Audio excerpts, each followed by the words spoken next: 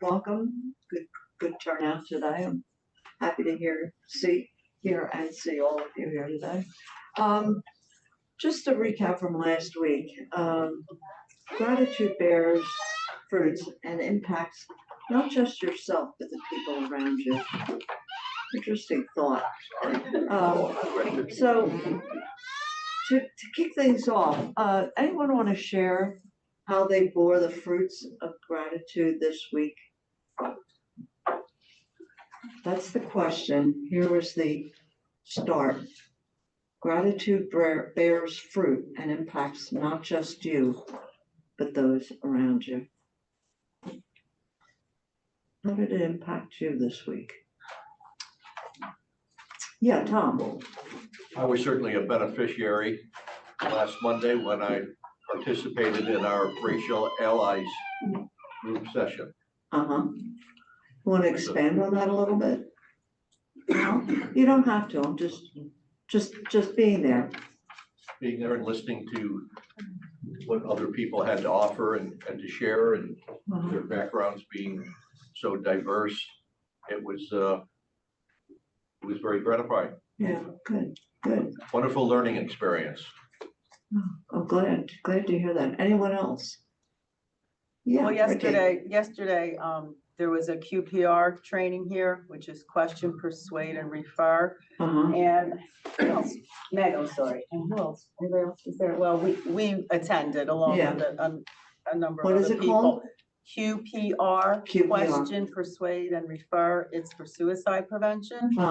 And there was the presentation given to us yesterday morning for about an hour and a half. It was very good, very informative. And I just felt a sense of, wow, like now I'm equipped if the call should arise. You never know when it'll arise. And to perhaps help be instrumental in saving someone's life. It's pretty powerful stuff. So the class on QPR was suicide prevention. It's very helpful to you. Yeah.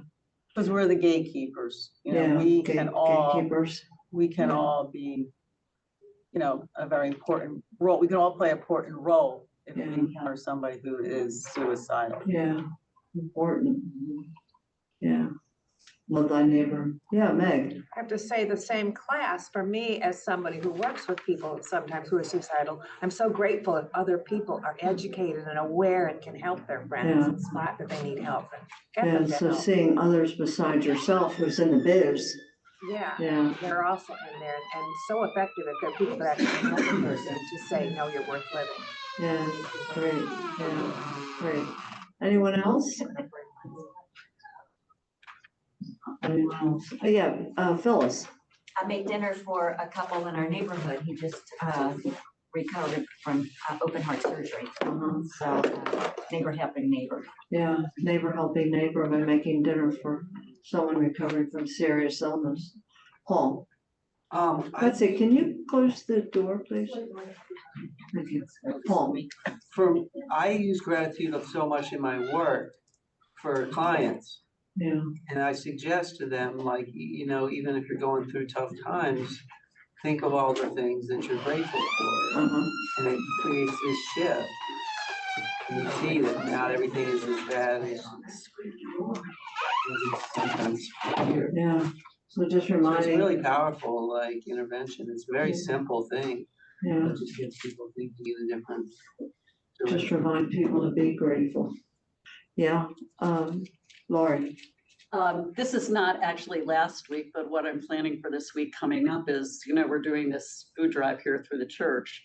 And I decided that I am so blessed because I'm not facing food scarcity, that I'm going to expand the role, and throughout my neighborhood, I'm going to run a food drive to not just bring my donation, but the donation of my neighbors. So that's a thought for people to think about, that ask your friends, to bring a bag to your house and bring it in and share your gratitude with those people who are really facing hard times right now. Yeah, that working with your neighbors really does bear fruit because it goes just beyond you and to the people that you live near. Yeah. Whether it's them, helping them to join in or to help others. Yeah. All great things. Any more?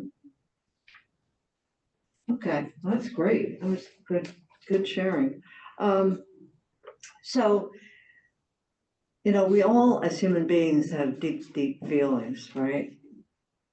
And, but acting on those feelings is a whole other thing. How do you think that difference between having feelings and acting on those feelings might relate to forgiveness? Can you see a way to correlate them or connect them?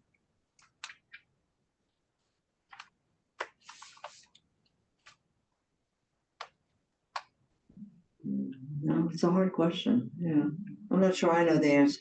I don't know the answer to it either. Well, I'll throw something out. This may or may not be correct, but what the heck?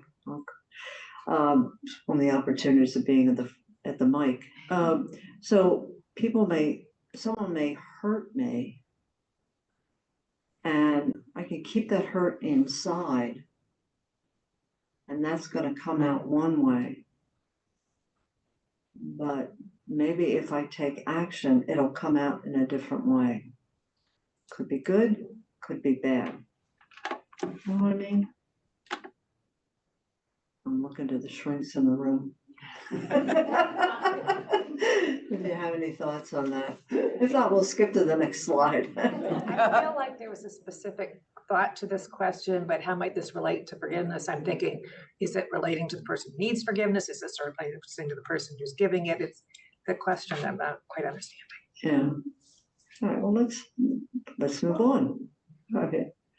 So maybe it's got a little bit to do with thankfulness in concept versus thankfulness in practice. Does that make the question a little bit more understandable? You can parse it a little bit differently. Well, I know there are people who are really feel bad about things they've done in their lives, and it tears them apart for years. And maybe if somebody who had forgiven them and seen through could have talked to them, that could have helped them on their journey to be more whole and a better person, Yeah. We've all made mistakes. We all make mistakes. Yeah.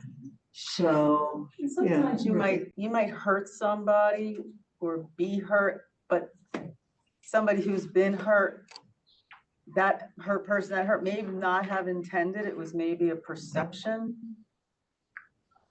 You know what I'm saying? Like you perceived it as one way, but the individual didn't mean it in a hurtful manner. In other words, you're hurt by what they said, but they never intended to hurt you. No.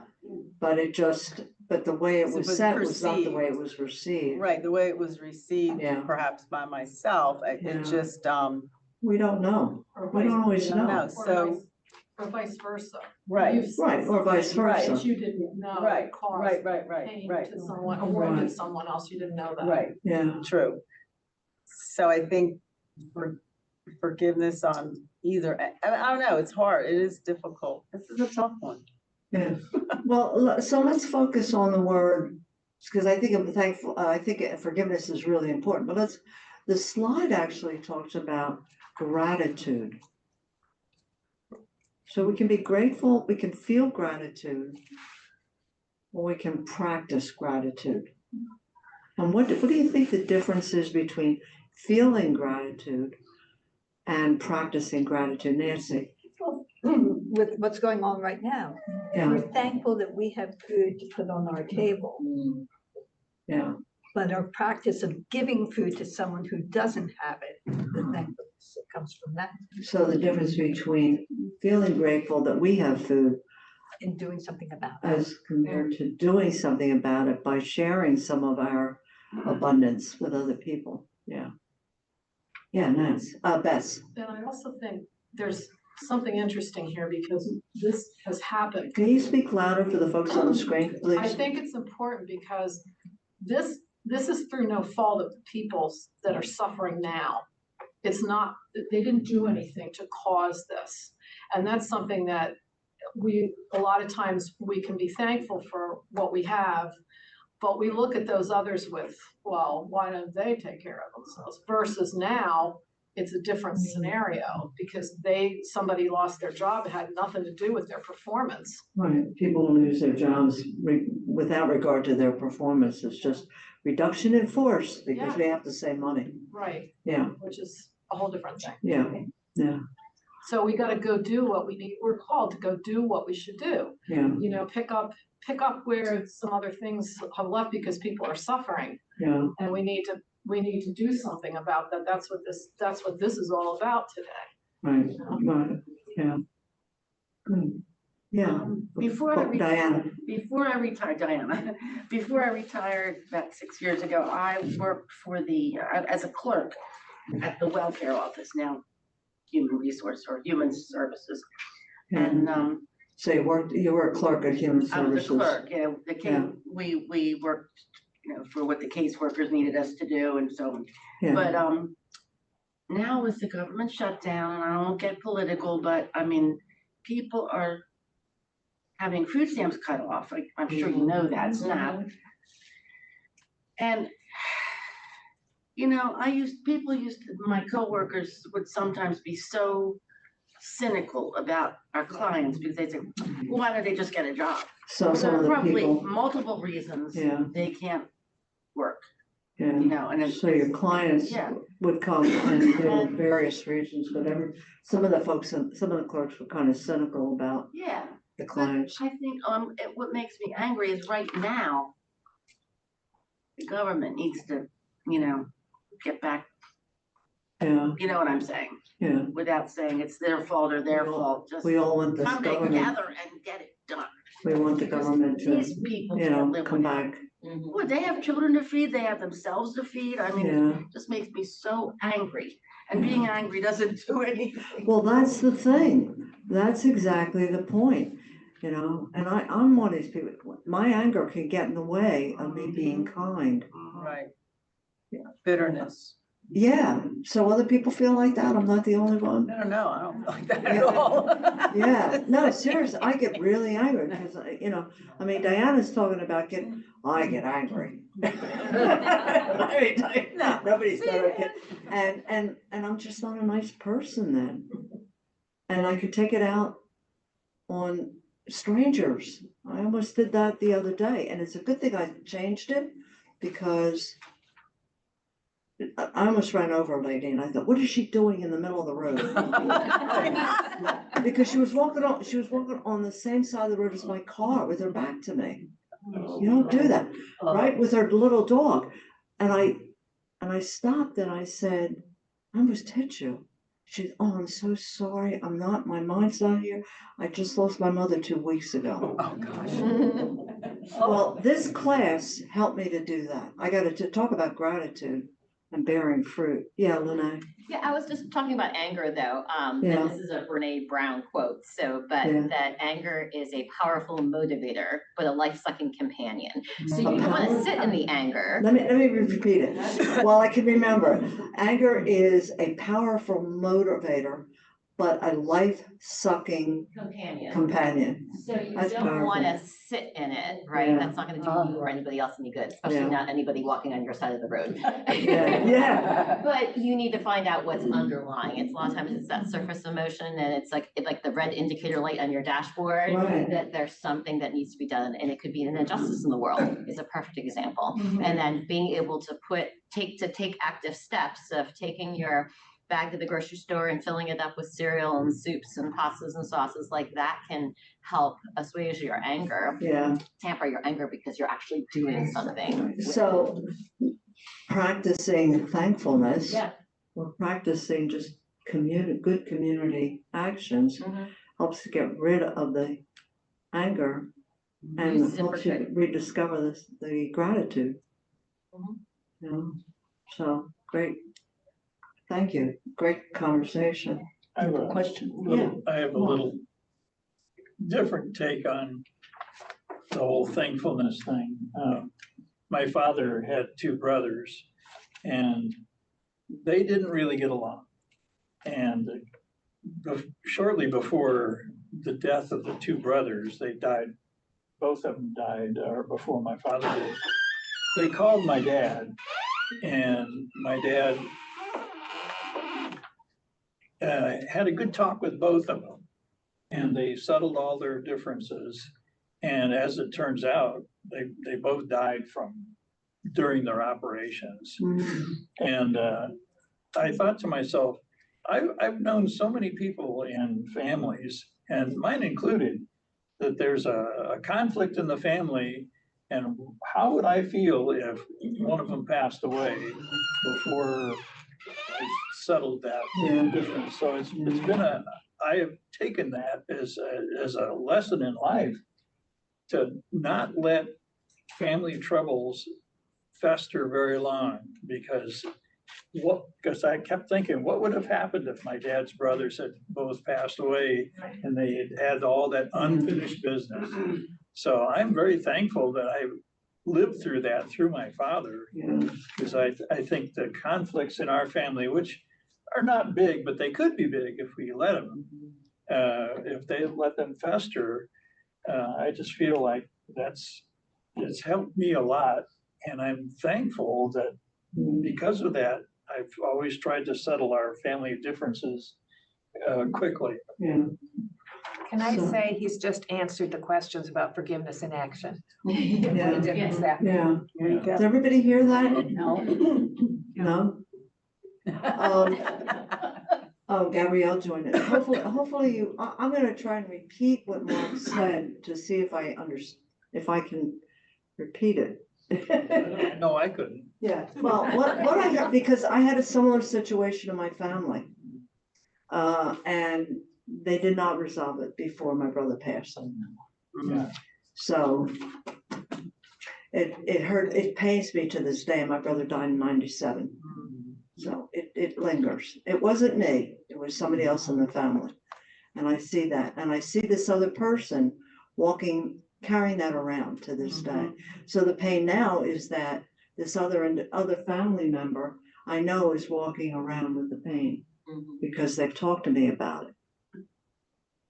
You know, and I just think, what a waste and so sad.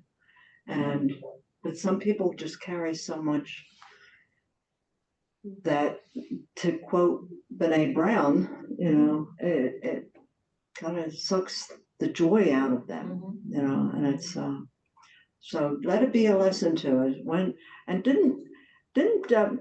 there's scripture on that, right? I can't remember exactly, but the basic is that instead of taking your neighbor to court because you've got to fight with them, settle it before you go to court.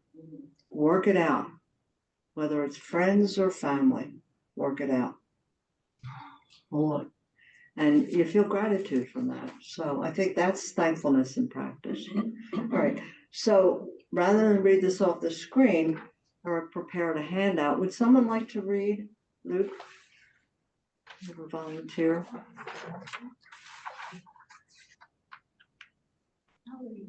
Judy, please. You want me to read through 19, 12 through 19? Yeah, read the whole thing. Yeah. As he was going into a village, 10 men who had leprosy met him. They stood at a distance and called out in a loud voice, "Jesus, Master, have pity on us." When he saw them, he said, "Go, show yourselves to the priests." And as they went, they were cleansed. One of them, when he saw he was healed, came back, praising God in a loud voice. He threw himself at Jesus' feet and thanked him. And he was a Samaritan. Jesus asked, "Were not all 10 cleansed? Where are the other 9? Has no one returned to give praise to God except this foreigner?" Then he said to him, "Rise and go. Your faith has made you well."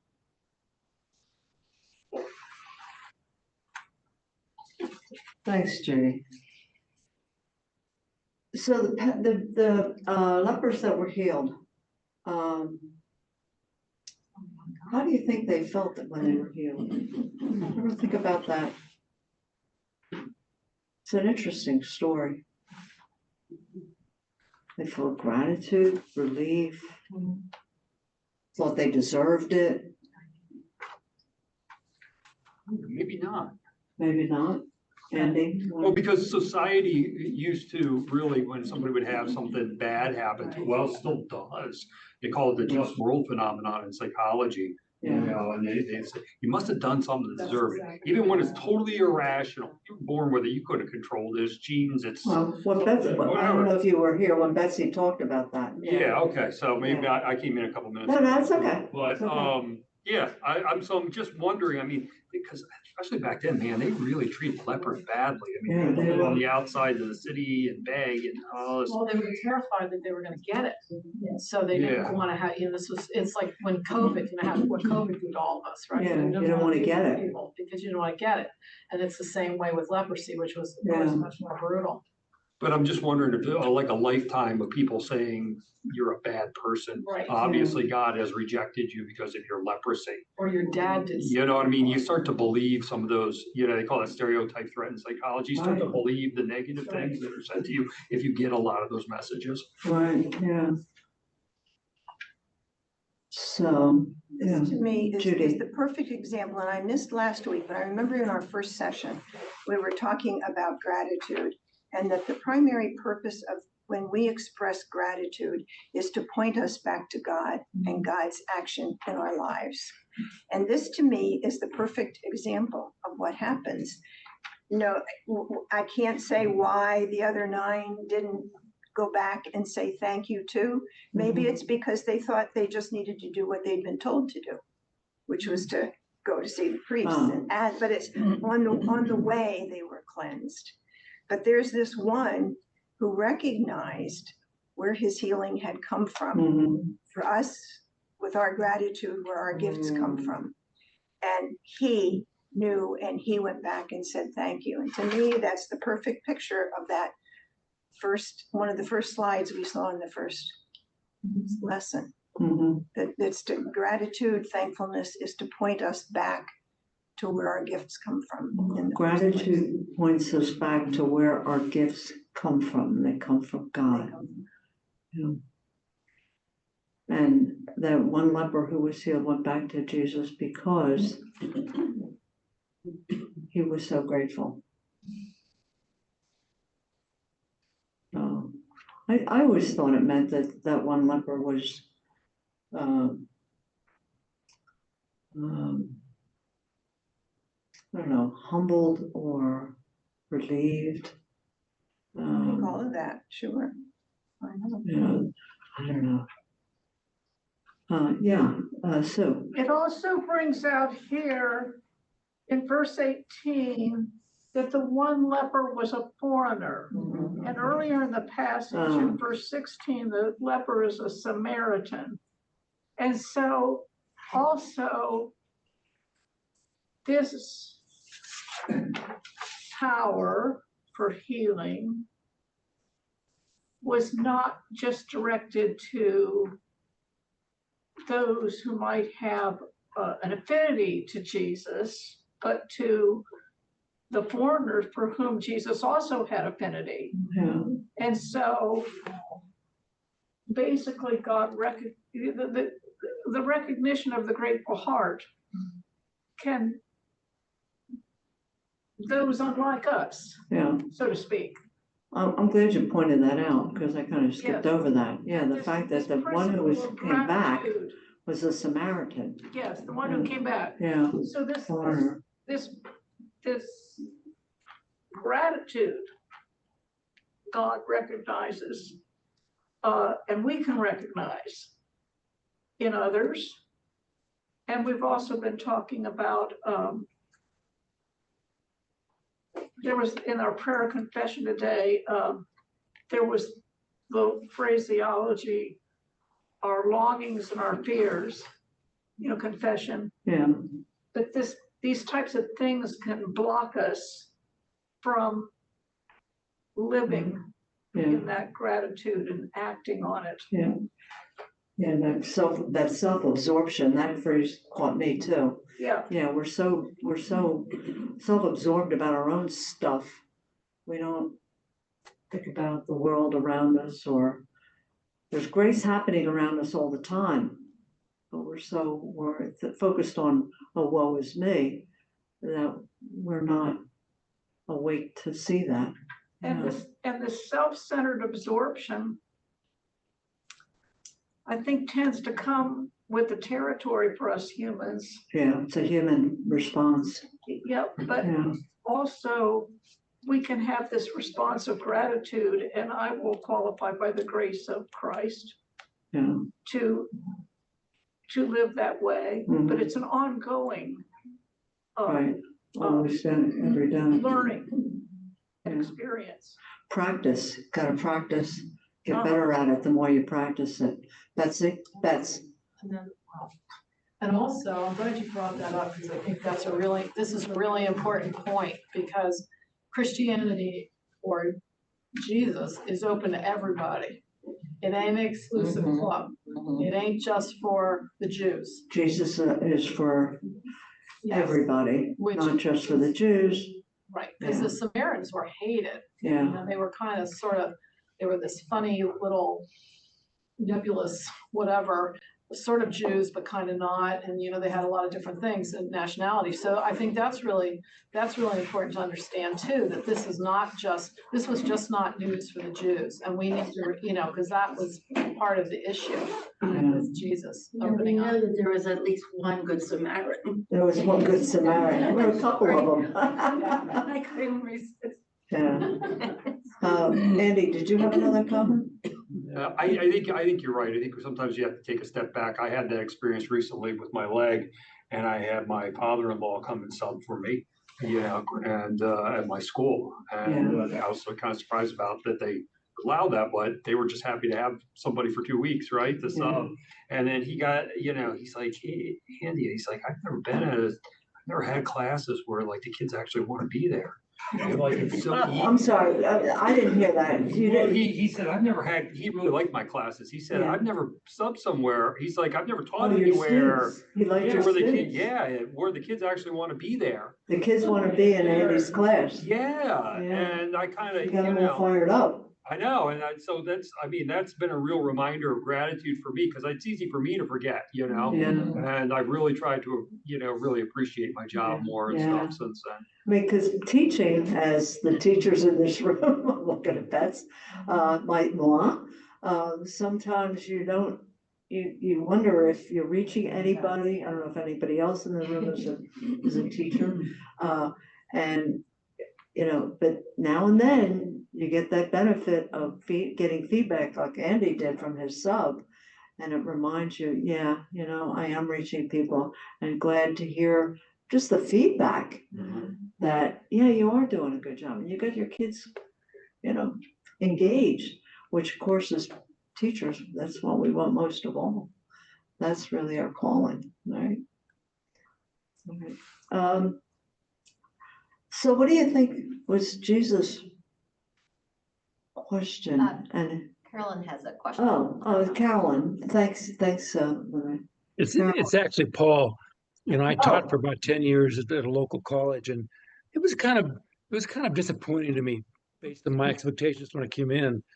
But this week, a young lady who was in my class and got a job, got an award. And in her interview with the newspaper, she thanked me for the classes she took. I appreciated that. Yeah, I'm sure you're a great teacher. Thank you. So, what do you make of Jesus' question? What did you think about that question? If you're not sure, go back and look at the scripture.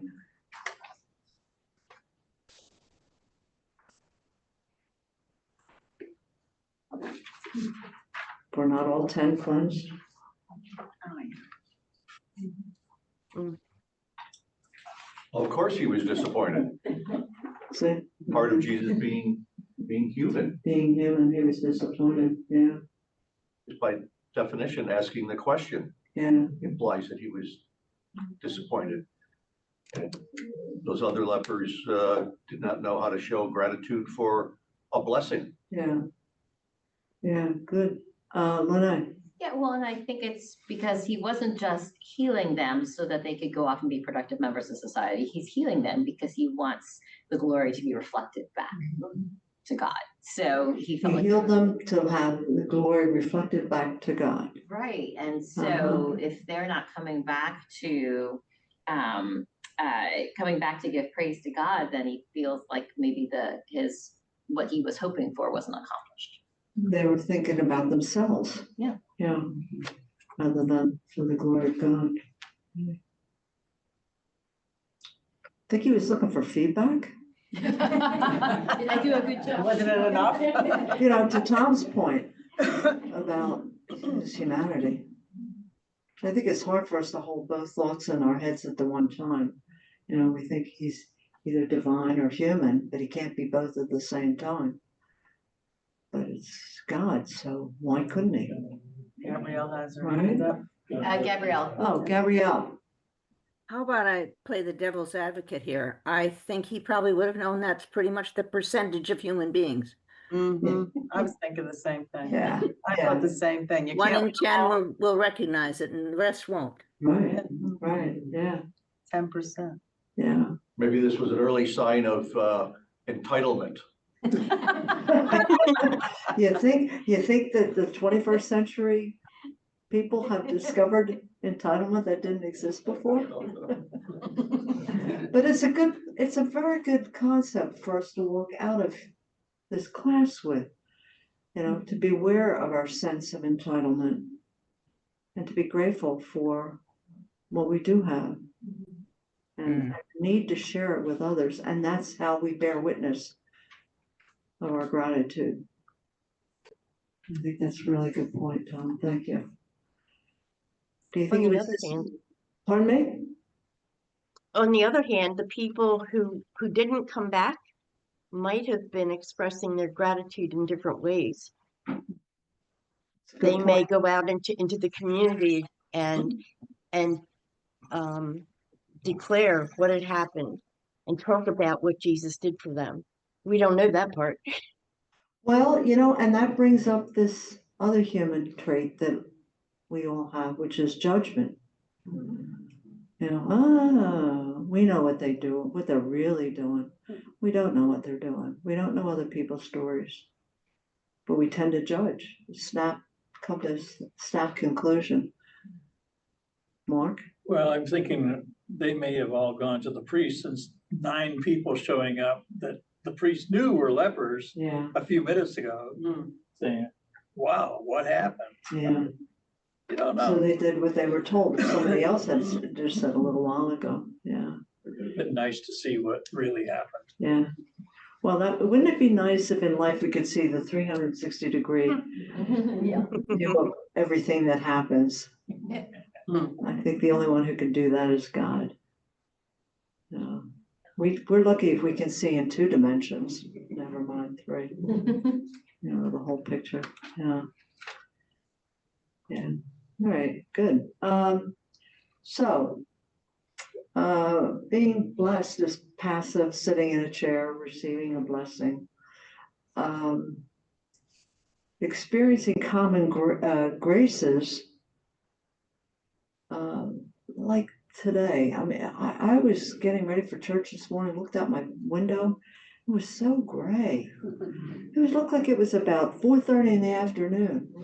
And then during worship, all the fog burned off. I mean, and that right there is a moment for us to find gratitude. The sun will come out tomorrow. Behind the clouds, we know, because we've all flown, that there's a sun behind the clouds, and so thankfulness is absolutely an active verb. It's a way in which joy signs its name. Maybe that's another takeaway for us today. So think about a time when you gave a thoughtful gift to someone, but instead of producing a feeling of joy and gratitude, the recipient shrugged it off and moved on. Can anybody identify with that?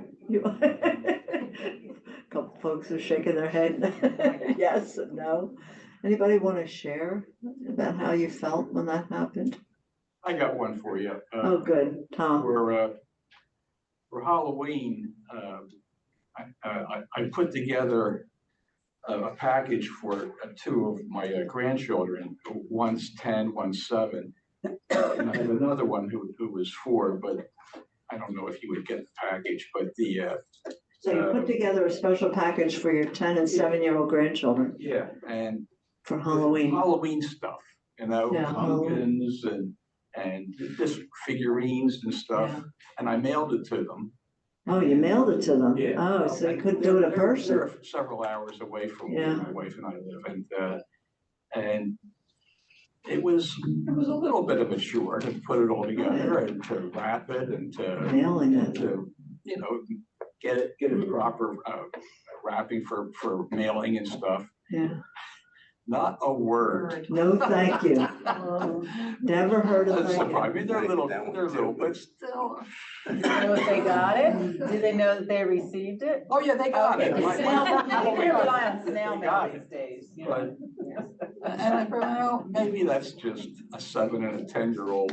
Yeah. But where are their parents? Well, that's what I was just thinking. How did you find out that it was received? I bugged my son. Ah, bugged your son. And I put one together for him for just some things like I picked up at Boscov's, our store. We like Boscov's.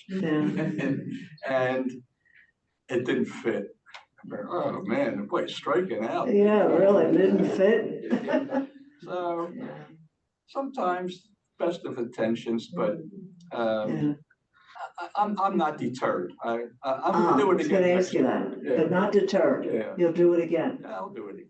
Yeah, yeah. So I think that's can get in the way of say, well, they didn't thank me. I'm not gonna make that mistake again. Right.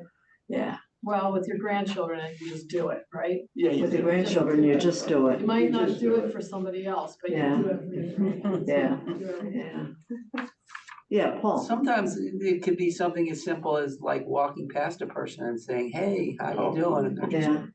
"Hmm." And they don't, you say hello and then Respond, get crickets, you get back crickets. And I'm like, what? Right, yeah, And then I think like you were saying, maybe they're just having a bad day or yeah, maybe they're shy or right, they could be shy, you don't bad know day, what's going on with them. So. yeah. Meg? That's what I was gonna get to the point of. Maybe there's a reason that they didn't say thank you, that they weren't able to do it. I once went into a bookstore and I was there because a close friend's daughter had just died, 29 years old, leaving, and she was asking, how do I explain death to a 3-year-old and a 6-year-old? This was before I was a therapist. So I went right out to the bookstore to see if there was anything that could help explain it to a 3-year-old and a 6-year-old. And I heard someone say, I walk in and I heard someone say, you see, that's when people are not grateful. They don't thank you when you hold the door open.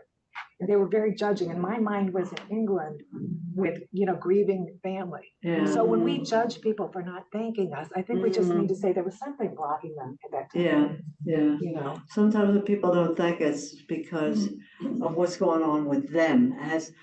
It's not about us. What a revelation. It doesn't mean we didn't do a nice thing or give them something nice. Sometimes they just weren't able to. Yeah, they weren't able because stuff was going on for them, with them. Yeah.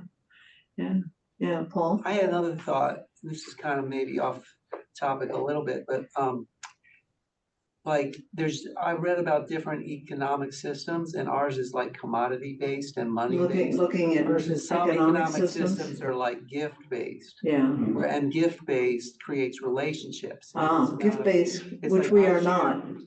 You share with someone and then it's Yeah. understood they appreciate it, they want to reciprocate or pay it forward. Yeah. Whereas for us, there's no relationship. Money is just anonymous. Right. It's just, I'm looking at bets. it's not a gift.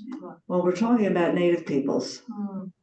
That is the native peoples is a community, correct me if I'm wrong, but I think I've learned a little bit from you that in the native people culture, it is a community and it's about sharing gifts among one another.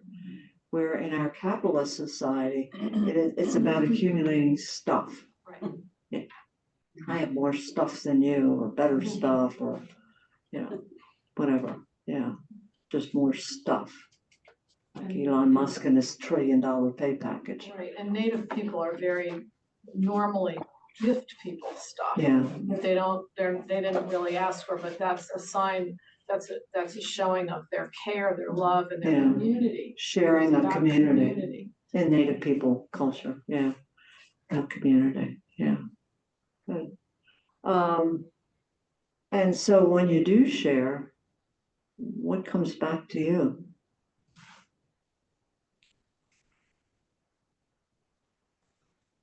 We've used the word here.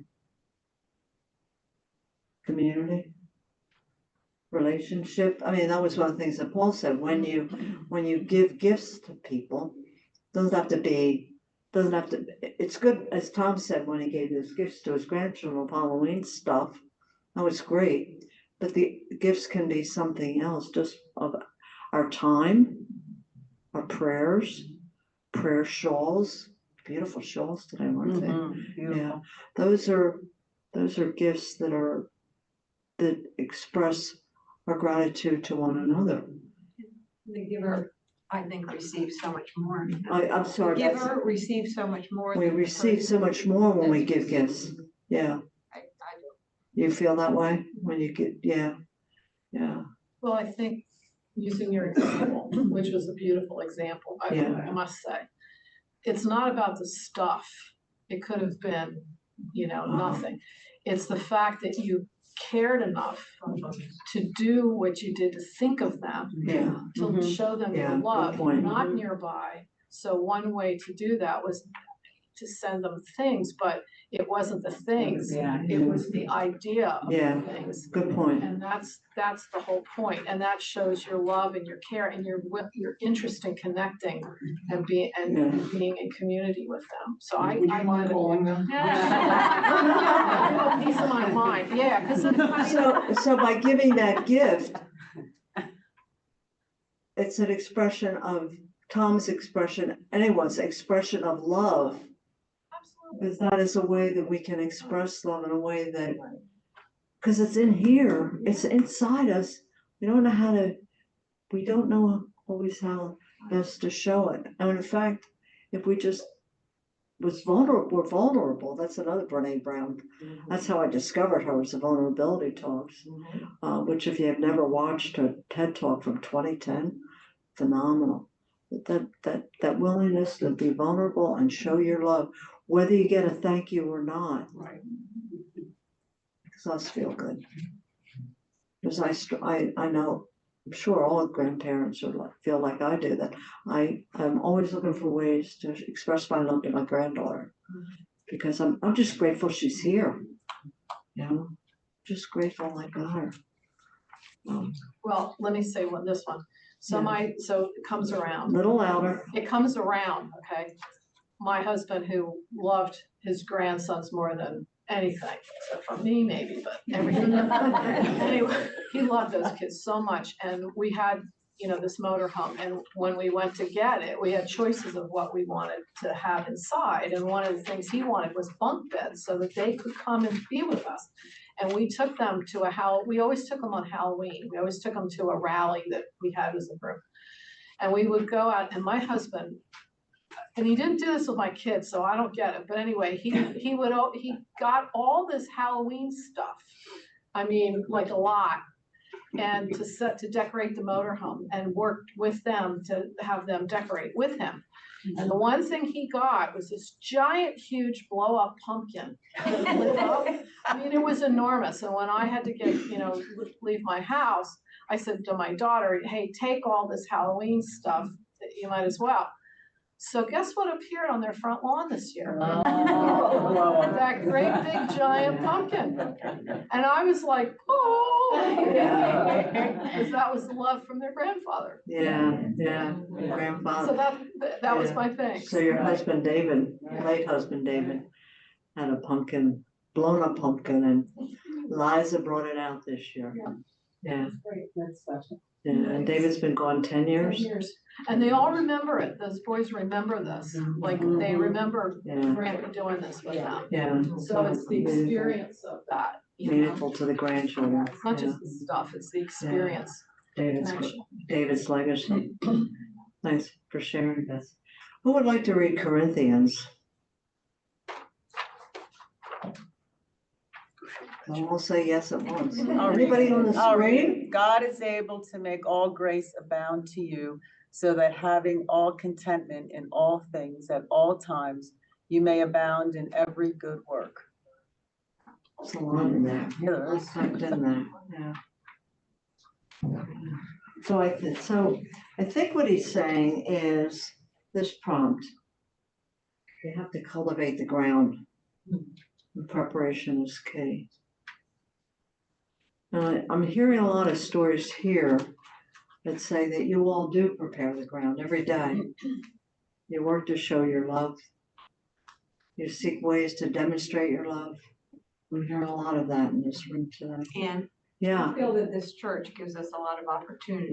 The church gives us a lot of opportunities, yeah, to the community, to share our love and our largesse. I don't like that word largesse in a church concept, but you know, our gifts, our abundance, that's a better word. Our abundance to share with our neighbors. And our willingness. And our to share. willingness, yeah. That's making Christ known. Knowing, that's the best tagline. As a business person, I could say, knowing Christ and making Christ known. Genius, yeah. Yeah, and we do it every day. We live the mission. We absolutely live the mission. And I look at the faces in this room and I know you all do it in your own way, in lots of different ways, which is important. Yeah. The more we do, the more gratitude I think we have. Okay, so a grateful heart swims in an ocean of grace, breathes the fresh air of grace and stands firm on grace, and expresses gratitude for the gift and the giver. Again, I'm going to go back to Tom. Your gift to the grandchildren, that was a gift from you that was to you, I think, in your ability to, or your desire to share your love with your grandchildren. And they didn't say, thank you, Grandpa. My son said thank you. Yeah. Well, that was something, yeah. Yeah. And he meant it. Yeah, oh, I'm sure he did. So think about Consecration Sunday. It's an intentional act where people with a discernment of God's will prepare for supporting the mission. We do a lot in this church.